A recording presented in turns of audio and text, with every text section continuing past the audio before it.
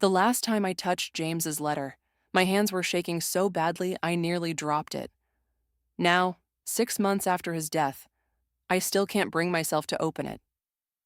The cream-colored envelope sits in my desk drawer, his precise handwriting spelling out, "For Elisa, open when needed," across the front. I'm Elisa, and until 3 months ago, I was just James's wife, living our quiet life while he revolutionized engineering with his brilliant designs. Now I'm his widow, and according to my sister Scarlett, I'm wasting away in grief. "You need purpose, Elisa," Scarlett says, perched on the edge of my couch like she's afraid my mourning might be contagious. "James wouldn't want you sitting here alone every night." I want to tell her I'm not alone. I have James's memories, his coffee mug still sitting unwashed in the sink because I can't bear to clean it. But I know how that sounds. "The company needs someone like you," she continues, leaning forward, "someone who understood James's vision. And that life insurance money, it's just sitting there, doing nothing. I don't know anything about running a business, Scarlett." "That's not true." Andrew, my brother, speaks up from where he's standing by the window. "You manage James's schedule, his contracts, his whole life practically. You know his work better than anyone." They're not wrong. I spent years helping James organize his ideas, watching him sketch designs late into the night.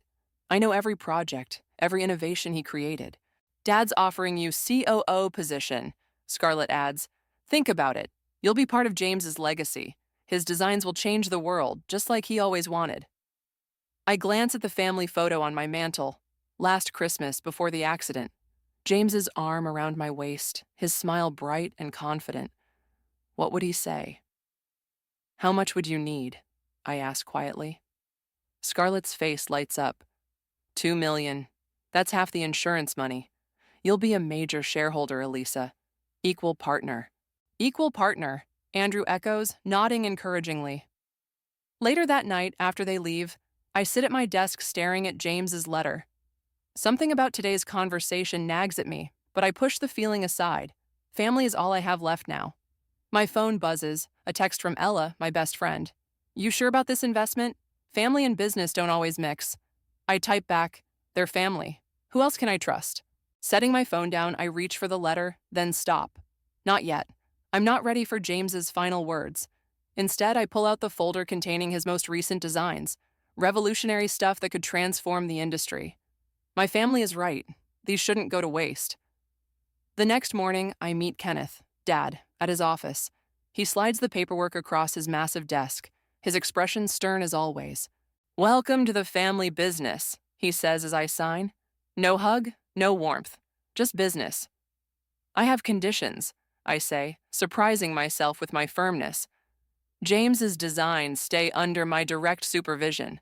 Nothing gets developed without my approval." Kenneth's jaw tightens, but he nods. "Of course. We respect James's legacy." "And I want Grace involved," I add, thinking of my younger sister who's always been the family peacemaker. "She's good with people, and we'll need that." "Done," he agrees too quickly. "You won't regret this, Elisa.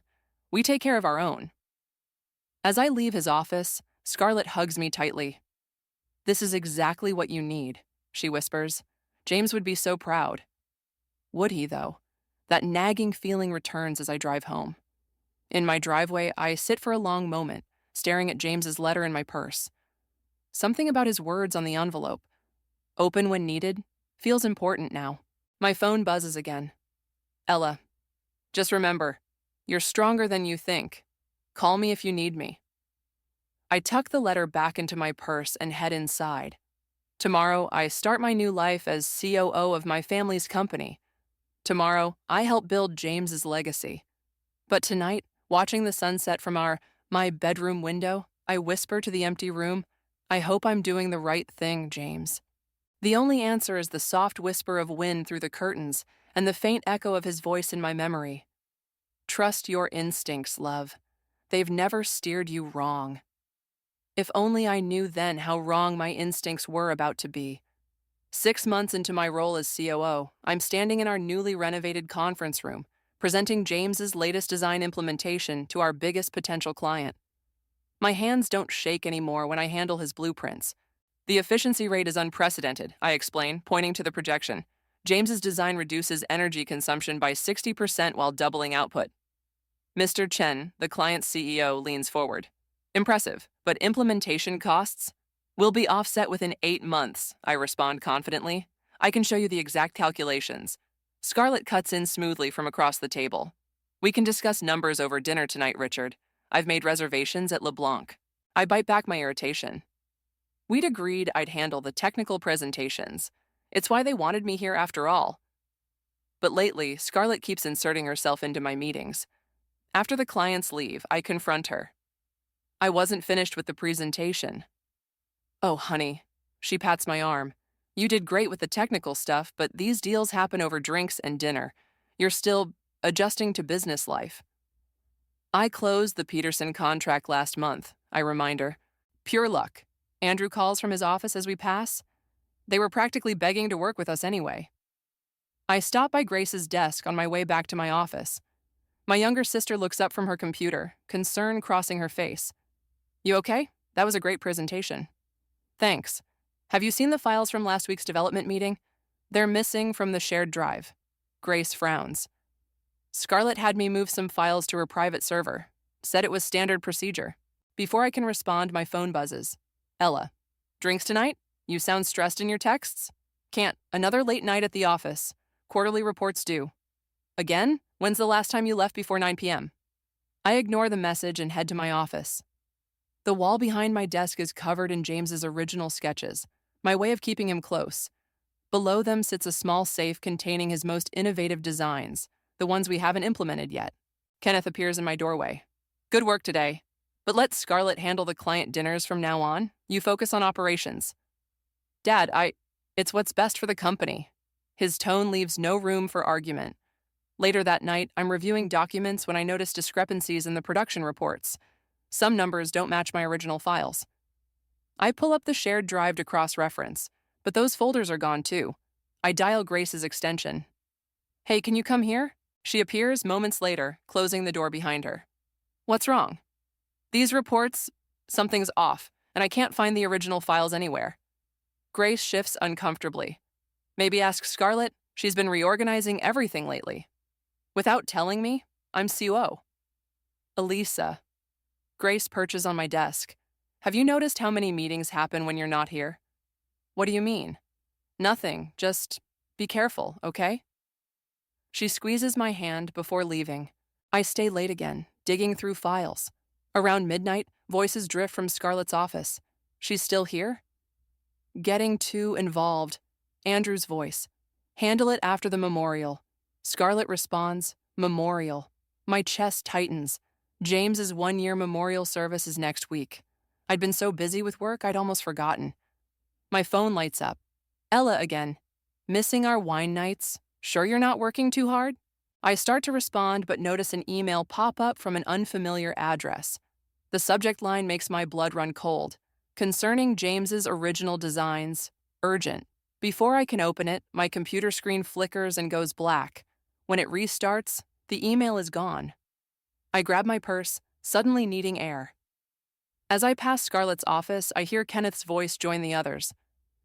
Everything's proceeding as planned. She suspects nothing. I freeze, then force myself to keep walking. My footsteps echo in the empty hallway as Grace's warning rings in my ears. Be careful. At home, I pull out James's letter, still unopened. My fingers trace his handwriting. Open when needed. My phone buzzes one last time. Ella. Whatever's happening at that company, remember who you are. James knew. That's why he trusted you with everything. I set the letter down, my mind racing. Tomorrow is another day of meetings. Another day of proving myself to a family that... What? What exactly are they planning? For the first time since James's death, I feel truly alone in this gleaming office tower built on his dreams. But as I stare at his designs on my wall, something else stirs inside me, something that feels a lot like suspicion. The memorial service is exactly as James would have hated it. Stuffy, formal, full of business associates who barely knew him. I stand in the church garden, accepting condolences from strangers while Scarlett works the crowd like it's a networking event. He was brilliant, just brilliant, says another faceless executive. Such a shame about the accident. I nod mechanically until Ella appears at my side, squeezing my hand. Need a break? Please. We slip away to a quiet corner beneath an oak tree. James and I had our first kiss under a tree like this. You look exhausted, Ella says. When's the last time you really slept? I'm fine, just busy with work? Ella cuts me off. The company that's supposedly honoring James's legacy but seems to be running you into the ground? Before I can respond, Grace hurries over, her face pale. Elisa, I need to tell you something. What's wrong? She glances around nervously. There's a board meeting happening right now. What? But everyone's here at the memorial. Not everyone. Grace twists her hands together. Dad, Andrew, and the major shareholders left 10 minutes ago. Scarlett's about to join them. But I'm COO. Why wasn't I informed? That's what I'm trying to tell you. Elisa, they're... Grace. Scarlett's sharp voice cuts across the garden. Come help me with the guests. Grace shoots me a desperate look before hurrying away. Something's wrong, I tell Ella. I need to get to that meeting. I'll drive, she says immediately. We make it to the office in record time. The elevator ride to the executive floor feels endless. When the doors open, I hear voices from the main conference room. All in favor? Kenneth's voice. I burst through the doors. What's going on? The room falls silent. Kenneth, Andrew, Scarlett, and 5 board members sit around the table. Papers are scattered everywhere. Elisa, Scarlett says smoothly, you should be at the memorial. What is this meeting about? Kenneth stands. We've been concerned about the company's direction. What concerns? Revenue is up 40% since I implemented James's new designs. It's not about the numbers, Andrew says. It's about your emotional stability. My what? Scarlett slides a document across the table. You're too close to this, Elisa. Too attached to James's memory. We need objective leadership. My hands shake as I read the paper. It's a resolution to remove me as COO. You can't do this. I'm a major shareholder. Actually, Kenneth says, according to the bylaws, in cases of emotional instability affecting judgment, emotional instability? I laugh incredulously. I've doubled our client base in 6 months. While working obsessive hours, Scarlett counters, refusing to delegate, keeping James's designs locked away instead of letting the development team access them. Those designs belong to the company, Andrew interrupts, and we need full access to move forward. The vote has already been recorded, Kenneth says. Security will escort you to clear out your office. I look around the table, meeting each pair of eyes. No one speaks up. On the day of his memorial, I say quietly, you couldn't even wait until tomorrow. It's business, Elisa, Scarlett says. Nothing personal. A security guard appears in the doorway. I straighten my spine, channeling every ounce of composure I have. You'll be receiving a generous severance package, Kenneth adds. I turn to leave, then pause. Grace tried to warn me, didn't she? That's why you kept her away. No one answers. In my office, Ella helps me pack while security watches. I take James's sketches from the wall, the family photo from my desk. The safe with his designs is already gone. They planned this, I say, my voice hollow. All of it. Getting me to invest, making me QO. To get James's designs, Ella finishes. Those bastards. My phone buzzes. Grace, I'm so sorry. I tried to tell you. Can we talk? Another message follows immediately. Check the safety deposit box. James left something there. I freeze. The letter. Open when needed. Ella, I say, my voice steady for the first time today. I need to go to the bank. She grabs her keys. I'm driving. As we leave, I pass Scarlett in the hallway. She reaches for my arm, but I pull away. It really isn't personal, she says. I look at my sister, the woman who helped orchestrate my removal on the day we're supposed to be remembering James, and feel something inside me harden. No, I agree quietly, but what happens next will be. The elevator doors close on her startled face, and I finally let my tears fall. But they're not tears of sadness anymore. They're tears of rage. The bank's fluorescent lights buzz overhead as I finally break the seal on James's letter. Ella sits beside me in the private viewing room, her hand on my shoulder. You don't have to read it now, she says softly. Yes, I do. My fingers tremble as I unfold the paper. My dearest Elisa, James's familiar handwriting brings fresh tears to my eyes. If you're reading this, you've finally realized you need what's in the safety deposit box. I know you. You wouldn't open this letter otherwise. I pause, taking a shaky breath. Continue, Ella urges. Your father approached me 6 months ago about selling my patents to the company. He offered millions, but I refused. I knew what would happen. They'd take my designs and push you aside. Kenneth never thought you were business material. His words, not mine. So I did something they'd never expect. I registered all my patents in your name. What? I whisper. The documentation is in the safety deposit box. Every design, every innovation, they're legally yours, love. Not the company's, not your family's, yours. The bank manager returns with the heavy metal box. Inside, I find thick folders of legal documents, patent certificates, registration papers, all with my name. That's why they wanted you to invest, Ella says, scanning the papers. They needed control of the patents, but they didn't know James had already transferred them to you. My phone buzzes. Grace, are you okay? Can we meet? Not now, I text back. There's more, I say, returning to James's letter. I know you'll only read this when you truly need it, which means they've probably shown their true colors by now. Remember what I always told you about business? The best revenge is success. A laugh bubbles up through my tears. I've included contact information for Patricia Chen. Yes, Richard Chen's wife. She's one of the best patent attorneys in the country, and she owes me a favor. James, you brilliant bastard, Ella whispers. I pull out my phone and dial the number from the letter. A crisp voice answers on the second ring. Patricia Chen speaking. Mrs. Chen, this is Elisa, James's widow. A pause. Ah, I've been expecting your call. Shall we meet for dinner? 2 hours later, I'm sitting in an upscale restaurant across from Patricia, spreading documents across the table. They can't use any of his designs without your permission, she confirms, reviewing the patents. James was very thorough. They've already started production on several projects. Patricia's smile is razor sharp. Then they've already violated your patents. We can shut them down today. No, I say, surprising myself. Not yet. You have something else in mind?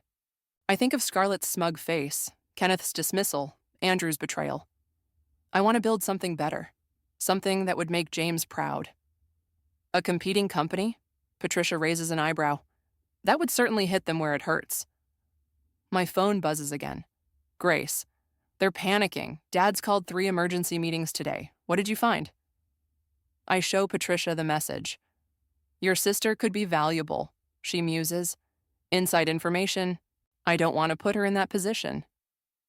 Sometimes the kindest thing is letting people choose their own side, Patricia says. Now, about this new company. I know several investors who'd be very interested in backing James's widow, especially with these patents. I take a deep breath. How quickly can we move? I can have incorporation papers ready tomorrow. But Elisa, she leans forward. Are you ready for what this means? They're your family. No, I say, thinking of the memorial service, the betrayal, the years of dismissal. They're my competition. My phone lights up with a text from Scarlett. Dad wants to meet. We can work something out. I show Patricia the message. They've realized their mistake, she says. What are you going to do? I think of James's words. The best revenge is success. I text Scarlett back. You're right, it's just business, nothing personal. Then I turn to Patricia. Let's build something they'll never see coming. She raises her wine glass. To new beginnings. As we clink glasses, my phone buzzes one last time. Grace, whatever you're planning, I want in. They need to learn they can't treat people this way. I smile, feeling stronger than I have in months. First meeting's tomorrow, I text back. Don't tell them anything. Patricia watches me with approval. You know, you remind me of James. He always said the best innovations come from being underestimated. I gather the patents, my patents, and straighten my spine. Then let's show them exactly what they underestimated. 3 months after my removal as COO, I stand in my new office watching the sunrise over the city. The view is different from here. Hungrier, more determined. The development team is assembled, Grace announces, walking in with a stack of files. All women, all brilliant, all with something to prove. And all signed the NDAs? Absolutely. They're waiting in the conference room.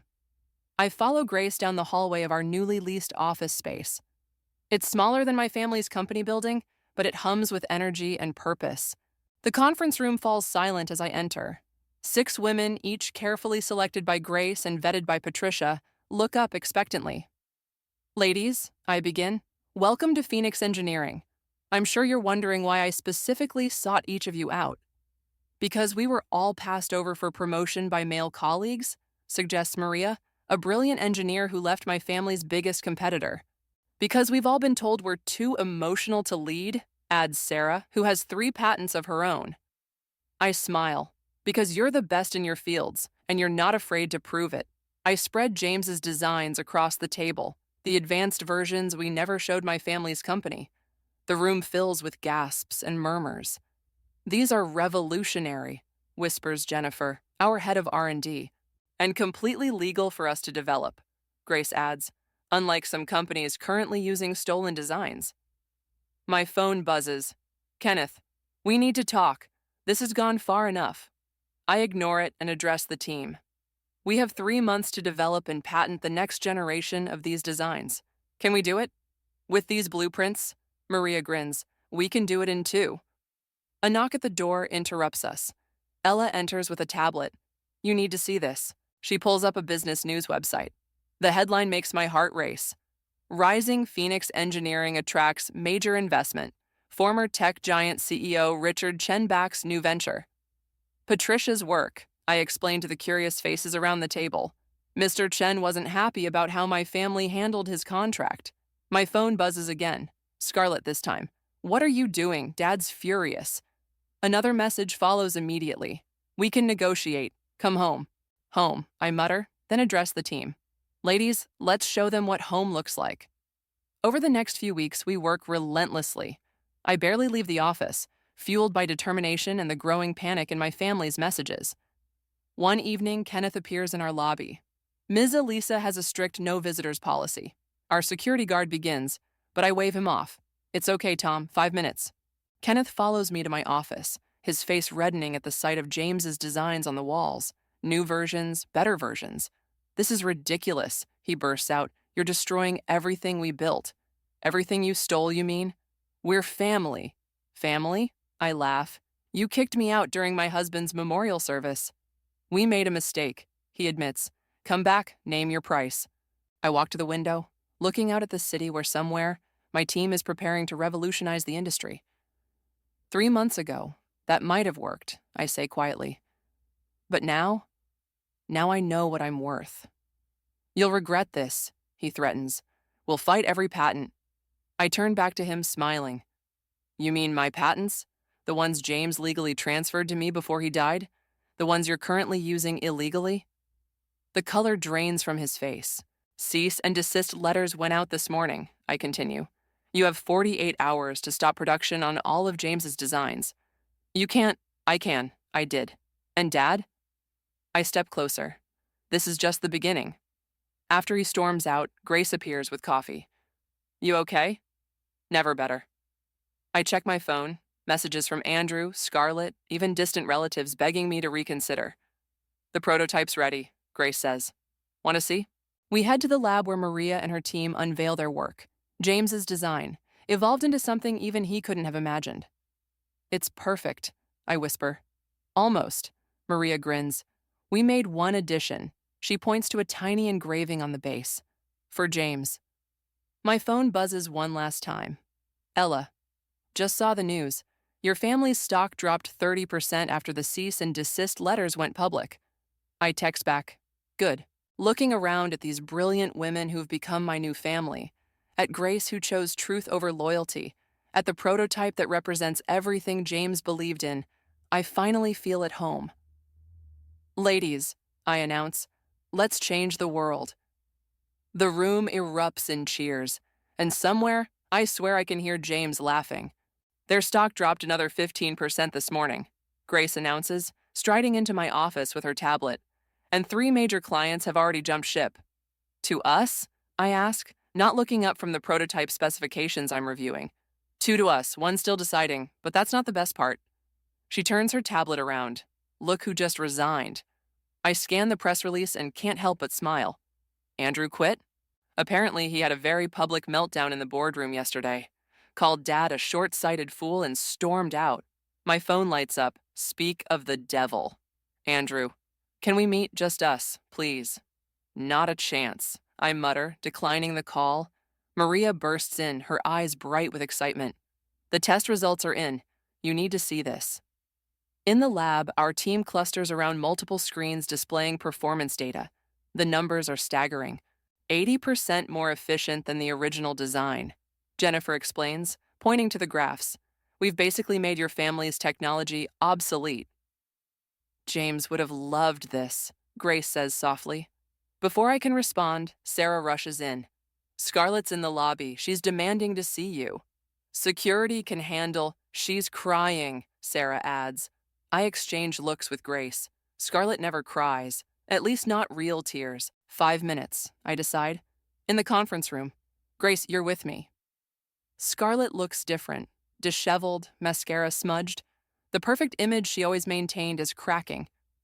The company's falling apart, she blurts out as soon as we sit down. Dad's losing it. He fired 3 board members yesterday. Sounds like a personal problem, I say coolly.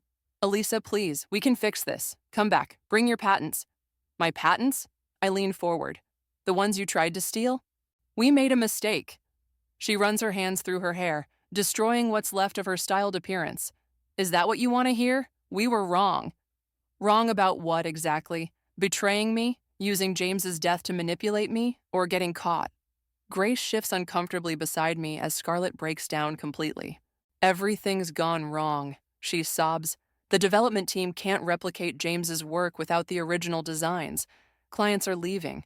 The board is talking about removing Dad. Karma's interesting that way, I observe. What do you want? Scarlett demands. Money? A public apology? Name it. Name A. I stand up slowly. I want you to feel what I felt. Standing there at James's memorial while my family stabbed me in the back. I want you to understand what it's like to lose everything you thought was secure. We're sisters. No, Grace interrupts, surprising us both. We stopped being sisters the moment you chose greed over family. Scarlett turns to her, betrayal written across her face. You too? I chose the right side, Grace says firmly. The side that values loyalty and truth. My phone buzzes. Ella, turn on the financial news now. I grab the conference room remote and switch on the wall screen. The headline makes Scarlett gasp. Breaking, major tech company faces investigation for patent infringement. Patricia appears on screen, calm and professional as she details the legal action being taken against my family's company. The reporter mentions Phoenix Engineering's revolutionary new prototype, scheduled to debut at next week's industry showcase. You're destroying us, Scarlett whispers. No, I correct her. You did that yourselves. I'm just building something better from the ashes. Maria knocks and enters. Sorry to interrupt, but the showcase team needs decisions on the presentation layout. I'll be right there. I turn back to Scarlett. Security will show you out. Elisa. She reaches for my arm, but I step back. What would James think of what you're doing? For a moment, rage threatens to overwhelm me. But then I remember his letter. The best revenge is success. James knew exactly what I was capable of, I say quietly. That's why he left everything to me. After she's gone, Grace hugs me tightly. You okay? Perfect. I check my phone, messages from Kenneth and Andrew, probably more pleas and threats. I delete them without reading. The showcase is going to change everything, Grace says as we walk back to the lab. Phoenix rising while they burn. Speaking of rising, Maria calls out as we enter. Wait until you see the final prototype in action. I look around at my team. Brilliant, dedicated women who believed in this vision. At Grace, who chose integrity over family ties. At the prototype that represents not just innovation, but justice. Let's show them what rising from the ashes really looks like, I say. The lab erupts in determined cheers, and for the first time since James's death, I feel truly, completely alive. The industry showcase buzzes with energy as I stand backstage, watching my family's company fumble through their presentation. Kenneth looks decades older than he did 6 months ago, his hands shaking as he tries to explain their declining numbers. Ready? Grace squeezes my arm. She's wearing the same shade of blue James always loved. Born ready. I straighten my jacket and check my phone one last time. Ella, front row seat, you've got this. Patricia, contracts ready to sign after your presentation. Chen's bringing the champagne.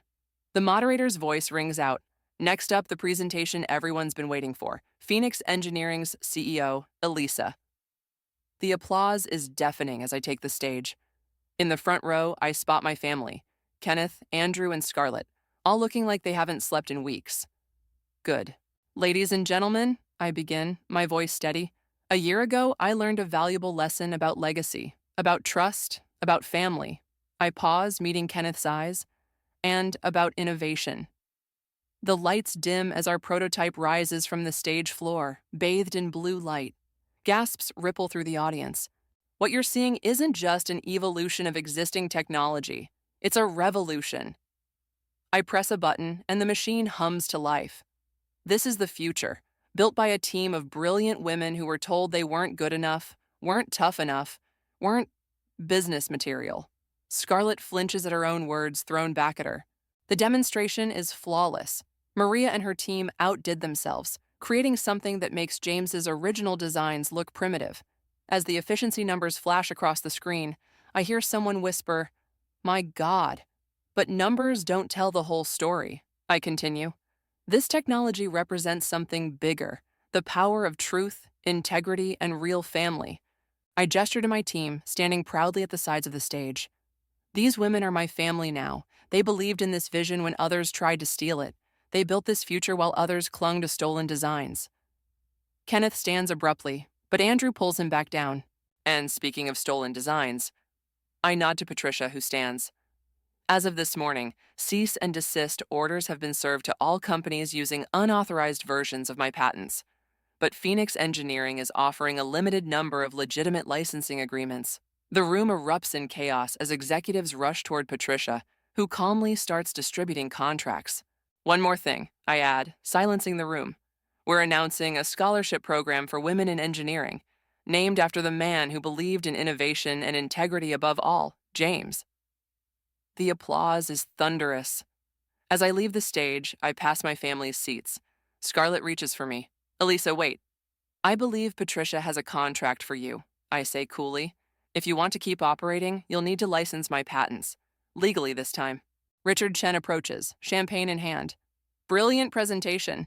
Shall we discuss that exclusive manufacturing contract? Of course. I turn back to my family. Excuse me, I have a business to run. Hours later, after signing contracts worth more than my family's company is now worth, I find Grace in my office. Dad's stepping down, she says quietly. Board forced him out. Andrew's taking over. And Scarlett? Resigned. She left this for you. Grace hands me an envelope. Inside is a photo from my wedding. Scarlett and me, laughing together, arms linked. On the back, she's written, "I'm sorry, I forgot what really mattered." She's been calling me, Grace adds, talking about family counseling, making amends. What do you think? Grace shrugs. I think some bridges need to burn so better ones can be built. My phone buzzes.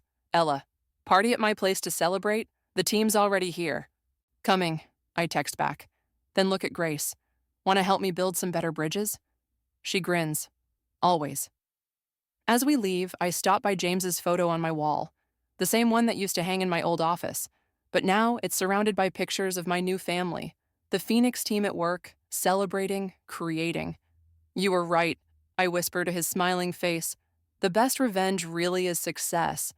Elisa, Maria calls from the hallway. Chen's lawyers want to discuss expanding into international markets. I smile, straightening my shoulders. Coming. Grace links her arm through mine as we walk out. James would be so proud of what you've built. What we've built, I correct her, looking at our team waiting by the elevators, at Patricia with her stack of contracts, at Ella arriving with champagne. This is what family really looks like, I realize. Not blood and betrayal, but choice and loyalty and truth. And as we head out to celebrate our triumph, I feel lighter than I have in years. Phoenix has risen, and we're just getting started. The autumn wind whips around me as I stand in front of James's headstone, placing fresh flowers beside it. The morning sun catches my wedding ring, still on my finger, still a reminder of what real love looks like. You should see the company now, I tell him softly. We're changing everything, just like you wanted. Thought I'd find you here. Grace's voice comes from behind me. She joins me, placing her own flowers. Board meeting in an hour. I know, just needed to visit first. My phone buzzes. Scarlett. Signed the divorce papers today, starting fresh like you did. Proud of you, sis. I show Grace the message. She's different now, Grace observes. The therapy seems to be helping. Maybe, but some things can't go back to how they were. They can be better, though. We walk to my car where Ella waits in the driver's seat. Ready for the big day, boss? The Phoenix Engineering Building gleams in the morning light, twice the size of our original office now. Inside, Maria intercepts us with tablet in hand. The numbers from Asia are incredible, she reports as we walk. And wait until you see what Jennifer's team developed overnight. The boardroom falls silent as I enter. Around the table sit the women who helped build this dream. My team, my real family. And at the far end, looking nervous but determined, sits Andrew. Thank you for considering my proposal, he says, standing. Sit, I tell him. You're here because Grace vouched for you. Don't make her regret it. He nods, spreading documents across the table. I've completely restructured the old company. New board, new direction. But we need help competing in this market. You mean my market? Your market, he agrees. I'm not asking for handouts. I'm offering a partnership. Your innovation, our manufacturing capabilities. Together we could... Could what? I interrupt. Be one big happy family again? Could help more people, he finishes quietly. Isn't that what James would have wanted? The room stays silent, waiting for my response. I think of Scarlett's message, of Kenneth's resignation, of the changes Grace says she's seen in our family. Show me the numbers, I say finally. Hours later, after scrutinizing every detail, I stand at my office window. The city stretches out below, full of buildings using Phoenix technology, making the world better, just like James dreamed. Well, Grace asks from the doorway. The partnership makes business sense, I admit. But I need something first. I press the intercom. Send him in. Andrew enters, looking wary. Before I agree to anything, I say, I want you to see something. I lead them to our R&D lab where Jennifer waits with our newest prototype. This is what real innovation looks like, I tell Andrew. Not stolen designs, not family manipulation, just brilliant people working together. It's amazing, he breathes, studying the machine. If we do this partnership, I continue, it happens my way. Complete transparency, equal representation for women in all leadership positions, and the James Foundation gets 5% of all profits. The what? Our new charitable foundation, Grace explains, supporting women in STEM and ethics and business practices. Andrew looks between us, then extends his hand. Deal. One more thing, I add. Dad never sets foot in this building. Some bridges stay burned. He nods slowly. Understood. Later, celebrating with the team at Ella's house, I step onto the balcony for air. Grace follows. You okay? Just thinking about James's letter, I say. The best revenge is success. But maybe the best success is building something worthy of his memory. My phone lights up. Maria. Jennifer just cracked the efficiency problem. We did it. Grace reads over my shoulder and grins. Speaking of building, we rejoin the party where Jennifer is excitedly explaining her breakthrough. These women, brilliant, unstoppable, loyal, beam with pride and purpose. To Phoenix, Ella raises her glass, and to Elisa, who showed us that rising from the ashes means building something better than before. To James, I add softly. To James, they echo. Looking around at my chosen family, at Grace who stood by me, at the future we're building together, I finally understand what James meant in his letter. Success isn't about revenge at all. It's about creating something meaningful from loss, about choosing integrity over easy answers. And as Jennifer launches into plans for our next innovation, I smile, knowing that some endings are really just better beginnings. All right, team, I say, pulling out my tablet. Show me the future.